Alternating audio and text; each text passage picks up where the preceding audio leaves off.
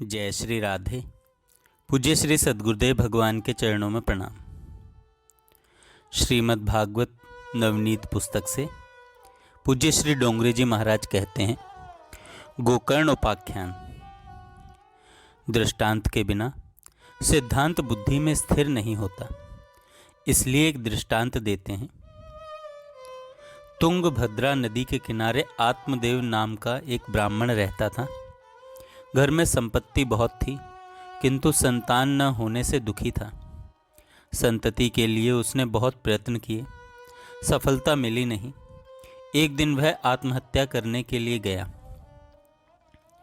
थोड़ा विचार करने पर ध्यान में आएगा कि हम सभी जीव आत्मदेव जैसे ही हैं। आत्मा को देव होने की इच्छा है। सभी आत्मदेव हैं। नर को नारायण के चरणों में ही शांति मिलती है।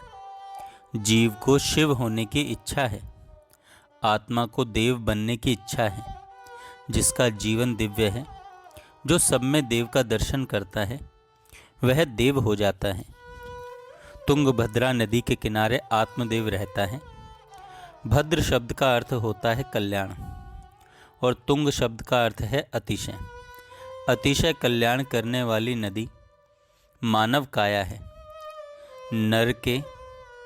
नर करे करनी, ऐसे तो नर नारायण हो जाता है। मानव देव हो तो क्या आश्चर्य है। मानव को भगवान ने ऐसी शक्ति दी है कि मानव दूसरे को भी देव बना सकता है। आत्मा को देव बनने की इच्छा है। सभी जीव आत्मदेव के समान हैं। तुंगभद्रा नदी के किनारे रहते हैं। तुंगभद्रा मानव काया ही है। आत्मदेव की पत्नी का नाम बताया है धुंधली। जीव जो है वह धुंधली का पति है। महर्षि व्यास ने जो वर्णन किया है, वह सभी वर्णन अपनी बुद्धि पर घटता है। धुंधली जैसी है। धुंधली कैसी है? बुद्धि संसार का विचार करती है।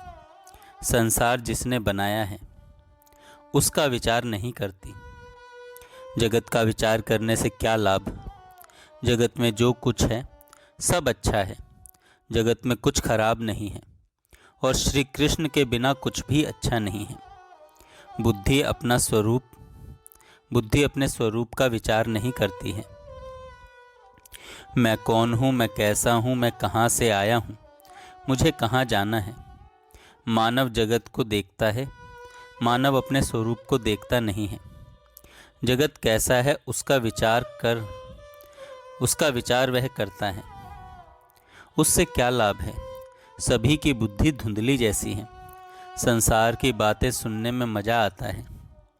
जो काम सुख का चिंतन करता है वह क्रूर हो जाता है। काम सुख का चिंतन करने से हृदय कठिन हो जाता है। काम सुख का संकल्प करके जीव अपने को बांध देता है। सभी की बुद्धि प्रायः ऐसी होती है। काम सुख का जो चिंतन करता है वह कपटी होता है। हृदय क्रूर बन जाता है। भगवान की सेवा पूजा में, भगवान के नाम कीर्तन में आँख में आंसू क्यों नहीं आते? हृदय क्यों पिघलता नहीं है? हृदय पत्थर के जैसा कठिन है। काम सुख का चिंतन करने से हृदय क्रूर हो जाता है। मानव की बुद्धि धुंधली के जैसी है। सभी जीव धुंधली के पति हैं। जीव का संबंध बुद्धि धुंधली के साथ हुआ है। सत्संग करें तो विवेक रूपी सतपुत्र का जन्म हो। उसने सत्संग नहीं किया है। बिन सत्संग विवेक न हुई, राम कृपा बिन सुलभ न सोई। विवेक ही सतपुत्र है। यह विवेक रूपी सतपुत्र जीवात्मा को भगवान के चरणों में ले जाता है। पुत्र शब्द का अर्थ होता है जो भगवान के चरणों में ले जाता है, जो दुर्गति से बचाता है, वह विवेक ही सतपुत्र है। विवेक रूपी सतपुत्र सत्संग करने से मिलता है, संपत्ति से नहीं। आपने संपत्ति का बहुत उपयोग किया और सत्संग नहीं किया तो व्यर्थ है। जिसको विवेक नहीं है वह संसार नदी में डूबकर मर जाता है। आत्महत्या करने के लिए वह गया है। भगवान की थोड़ी कृपा हुई, एक संत का दर्शन हुआ। संत का ऐसा नियम था कि 5 गृहस्थों के घर से मधुकरी मांगते। मधुकरी में जो कुछ मिले उसे गंगा जी में डुबाते, शुद्ध करते थे, स्वाद छोड़ करके भिक्षा खाते थे। आत्मदेव वहाँ आत्महत्या करने आया। संत ने देखा यह कोई दुखी है। संत ने कहा, ये प्रसाद लो, मध्याह्न काल हुआ है, पहले प्रसाद लो, फिर तुम्हारे सुख दुख की बात मैं सुनूंगा। उसने कहा, महाराज, घर में खाने का तो बहुत है, खाने वाला कोई नहीं है, इसलिए मैं मरने के लिए आया हूँ, मैं आत्महत्या करने के लिए आया हूँ, मेरे घर में पुत्र नहीं है। संत ने समझाया, पुत्र नहीं है तो अच्छा है, अपना कल्याण तुम्हें स्वयं ही करना है। तेरा पुत्र क्या करेगा, अपना श्राद्ध स्वयं ही करना है। कलयुग के पुत्र ऐसे होते हैं कि उनको माता पिता का श्राद्ध करने की फुर्सत नहीं होती है, श्राद्ध करने की इच्छा नहीं होती है, माता पिता के उपकार को भूल जाते हैं। शरीर में जो रुधिर है वह माता ने दिया है, शरीर में जो हड्डी और मांस है वह पिता ने दिया है। माता पिता के उपकार कभी भूलना नहीं, श्राद्ध करना चाहिए।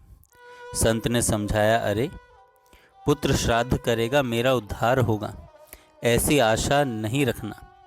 अपना श्राद्ध तुम्हें स्वयं ही करना है, अपना पिंडदान तुम्हें स्वयं ही करना है। शरीर को पिंड कहते हैं, शरीर पिंड परमात्मा को अर्पित करना है। आपको पिंडदान अपने हाथ से ही करना है, बाद में पुत्र करे तो ठीक है, न करे तो अच्छा है। अपना श्राद्ध तो तुम्हें ही करना है, शरीर पिंड परमात्मा को अर्पण करना है। वैष्णव इसलिए गले में तुलसी की कंठी धारण करते हैं। यह शरीर भगवान के लिए नहीं है, यह शरीर भगवान को अर्पण हो गया। जिस वस्तु में आप तुलसी पत्र रखते हो वह श्री कृष्ण अर्पण हो जाती है। तुलसी पत्र के बिना भगवान स्वीकार नहीं करते। गले में तुलसी की माला धारण करने का अर्थ यह है कि यह शरीर अब भगवान को अर्पित हुआ। शरीर भगवान का है, शरीर भगवान के लिए, शरीर अब भोग के लिए नहीं है। बहुत से लोग गले में तुलसी की कंठी तो धारण करते हैं, उसका अर्थ नहीं समझते। अपना पिंडदान तुम्हें स्वयं ही करना पड़ेगा। पुत्र श्राद्ध करेगा मेरा उद्धार होगा, ऐसी आशा रखना ही नहीं। सन्यासी महात्मा ने सुंदर उपदेश दिया। आत्मदेव को अच्छा नहीं लगा। उसने कहा, महाराज, पुत्र तो होना ही चाहिए। गोद में बालक हो तो उसके साथ खेलने में बहुत मजा आता है, सुख होता है। आप क्या समझोगी, मुझे पुत्र दो। उसने दुराग्रह किया। संत ने कहा, तुम्हारे भाग्य में पुत्र का सुख नहीं लिखा है, तू दुखी होगा। मैं भले दुखी हो जाऊं, पर घर में पुत्र होना ही चाहिए। बहुत आग्रह किया, तब संत ने उसको एक फल दिया और कहा, इस फल को घर में ले जाओ और अपनी पत्नी को खिलाओ। फल खाने से पेट में गर्भ रहेगा। गर्भ रहने के बाद दोनों का जीवन पवित्र होना चाहिए। सगर्भा स्त्री के लिए धर्मशास्त्रों में बताया गया है, सगर्भा स्त्री जैसा कर्म करती है उसके कर्म का असर गर्भ के ऊपर होता है। बालक पेट में आए उसी दिन से उसको अच्छे संस्कार देने की ज़रूरत है। पुत्र होने से सुख नहीं मिलता है, सत्पुत्र होने से सुख मिलता है। उसको अच्छे संस्कार देने चाहिए। दोनों का जीवन पवित्र होना चाहिए। संत ने फल दिया। आत्मदेव फल को लेकर घर में गया है। उसने पत्नी के हाथ में फल दिया, खिलाया नहीं। धुंधली ने कहा, अभी मुझे फुर्सत नहीं, कल खाऊंगी। आत्मदेव की भूल यह है कि पत्नी को खिलाया नहीं। सत्संग में विवेक रूपी फल मिलता है। वह फल घर में जाकर अपनी पत्नी बुद्धि को खिलाना चाहिए। बुद्धि ने फल खाया नहीं। बुद्धि को संसार मीठा लगता है। उसने अपनी छोटी बहन के साथ बातें की हैं। मुझे फल खाने को कहते हैं। फल खाने से गर्भ रहेगा, पुत्र होगा। मुझे फल खाने की इच्छा नहीं है। मैं वंध्या हूँ, यही अच्छा है। फल खाने से गर्भ रहेगा, घर का काम होगा नहीं, मैं दुर्बल हो जाऊंगी। पुत्र की माँ को कहाँ शांति है। मेरे यहाँ पुत्र नहीं है, यही अच्छा है। संसार व्यवहार की बातें की हैं।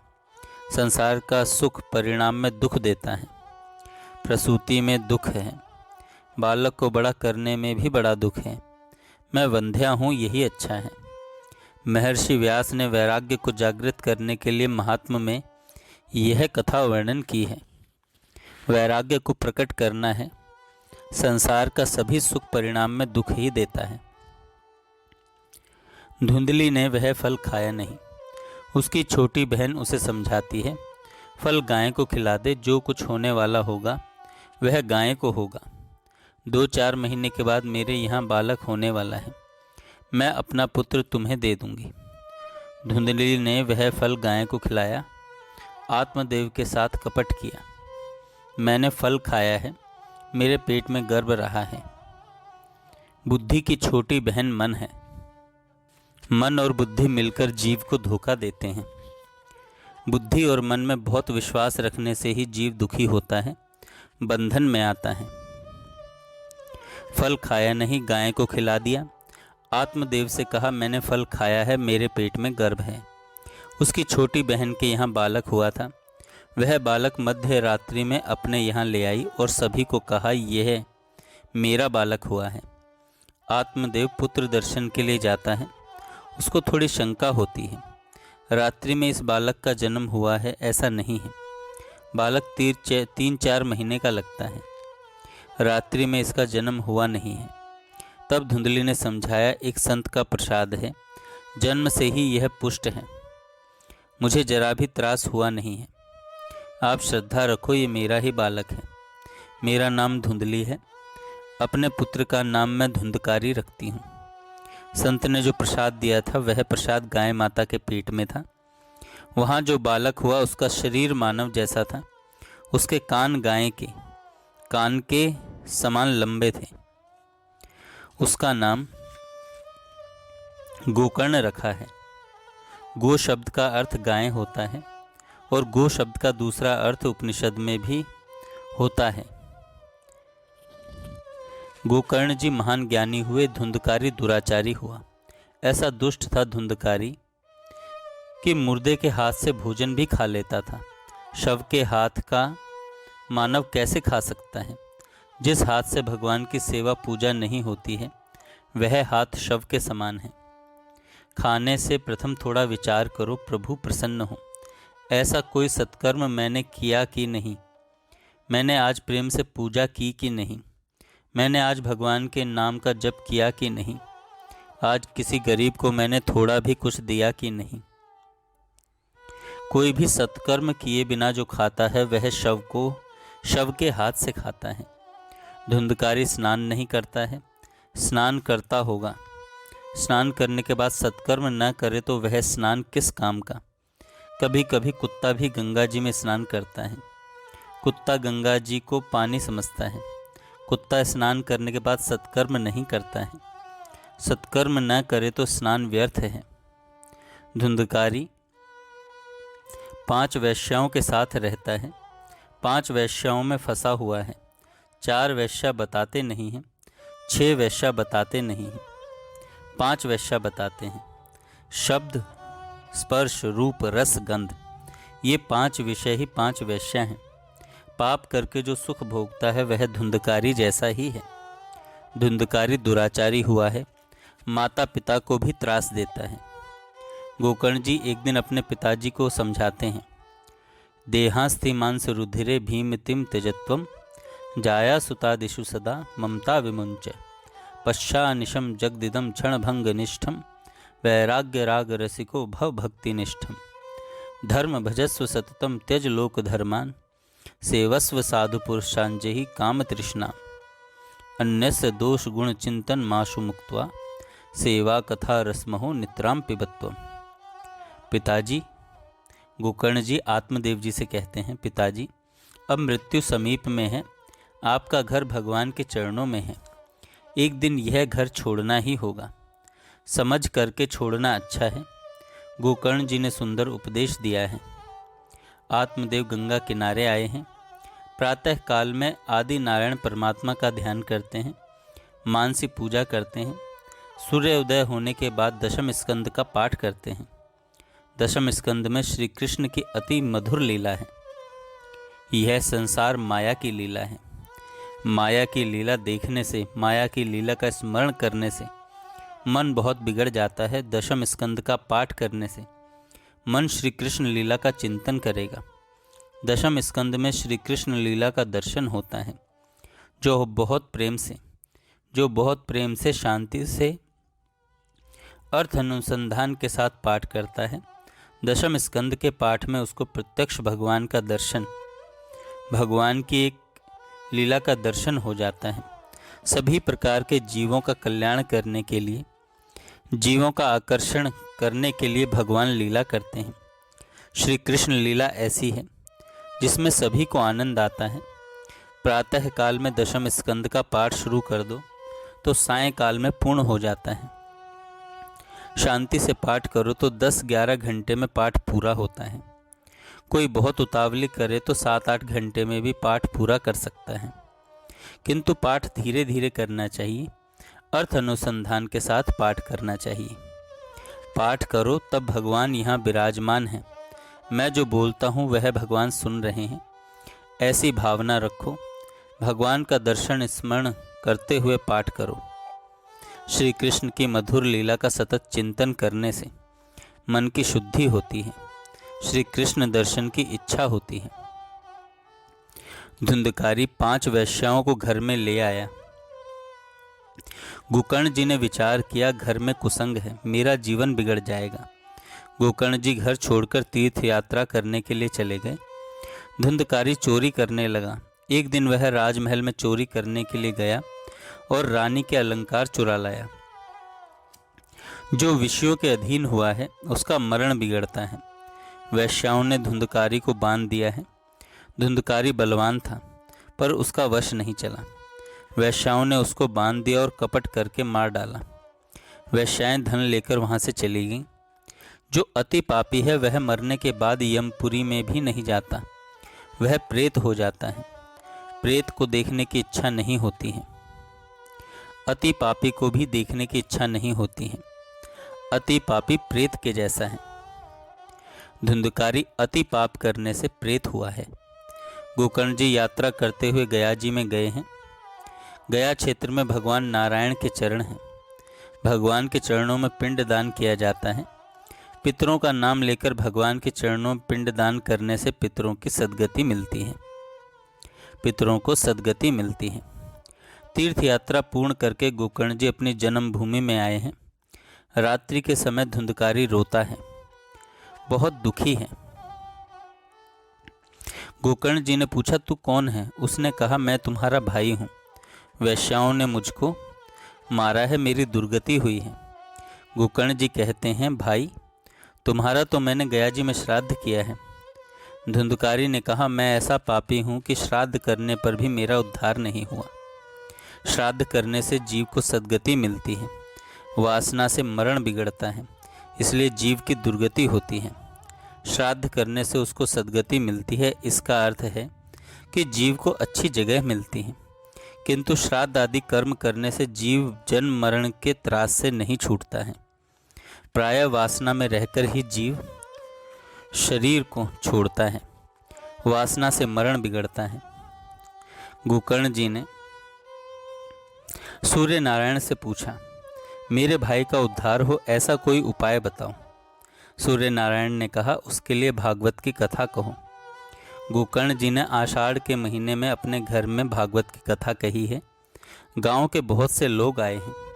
कथा में बहुत भीड़ हो गई। जिस धुंधकारी का उद्धार करने के लिए कथा होने वाली थी वह भी वहां आया है। भीड़ में उसको बैठने के लिए जगह मिली नहीं। 7 गांठ का एक बांस वहां था। धुंधकारी का प्रेत उस बांस में बैठकर शांति से कथा सुनता है। प्रथम दिन की कथा पूरी हुई, बांस की एक गांठ टूट गई। दूसरे दिन दूसरी टूटी। परीक्षित मोक्ष की कथा सुनाई। 7 गांठ वाला बांस टूट जाता है। उसमें से एक देव पुरुष बाहर आता है। धन्य है भागवत की कथा को, धन्य है श्री सुखदेव जी महाराज को। मेरे जैसे अति पापी जीव का भी उद्धार हुआ है। अब मैं भगवान के धाम में जाता हूँ। गोकर्ण जी को आश्चर्य हुआ है। बहुत से श्रोताओं ने कथा सुनी है, किंतु एक धुंधकारी को ही मुक्ति मिली है। गोकर्ण जी ने भगवान के पार्षदों से पूछा, सभी श्रोताओं के लिए विमान क्यों नहीं आए? पार्षदों ने कहा, इस धुंधकारी ने एकाग्र चित्त से कथा सुनी है। कथा सुनने के बाद उसने बराबर मनन किया है, उपवास करके कथा सुनी है। उपवास करके कथा सुनी है। भगवान के स्मरण में तन्मय होने के लिए उपवास है। धुंधकारी ने एकाग्र चित्त से कथा सुनी है, उपवास किया है। गोकर्ण जी ने पुनः सभी के कल्याण के लिए श्रावण के महीने में कथा कही है। एकाग्र चित्त से सभी कथा सुनते हैं। कथा में आनंद आता है, धीरे धीरे हृदय को विशुद्ध बनाती है कथा। कथा में ज्ञान वैराग्य के साथ भक्ति महारानी प्रकट हुई हैं। कृष्ण कीर्तन करती हैं। कृष्ण कीर्तन करती हैं। कथा से भक्ति पुष्ट होती है, ज्ञान वैराग्य जागृत होते हैं। सनत कुमार जी ने भक्ति महारानी से कहा है, आप वैष्णवों के हृदय में निवास करो। यमराज अपने पार्षदों से कहते हैं, जो भागवत की कथा सुनते हैं वे सभी यमपुरी में नहीं आते, वे भगवान के धाम में जाते हैं। जीवात्मा को एक बड़ा रोग हुआ है। श्री कृष्ण का वियोग ही महान रोग है। श्री कृष्ण वियोग रूपी रोग को दूर करने के लिए भागवत की कथा ही दवा है। दवा पथ्य का पालन करने से ही असर करती है। भागवत की कथा भवरोग की दवा है। भागवत ने पथ्य का पालन करने की आज्ञा की है। जय श्री राधे। जय श्री राधे। पूज्य श्री सद्गुरुदेव भगवान के चरणों में प्रणाम। श्रीमद् भागवत नवनीत पुस्तक से पूज्य श्री डोंगरे जी महाराज कहते हैं, गोकर्ण उपाख्यान। दृष्टांत के बिना सिद्धांत बुद्धि में स्थिर नहीं होता।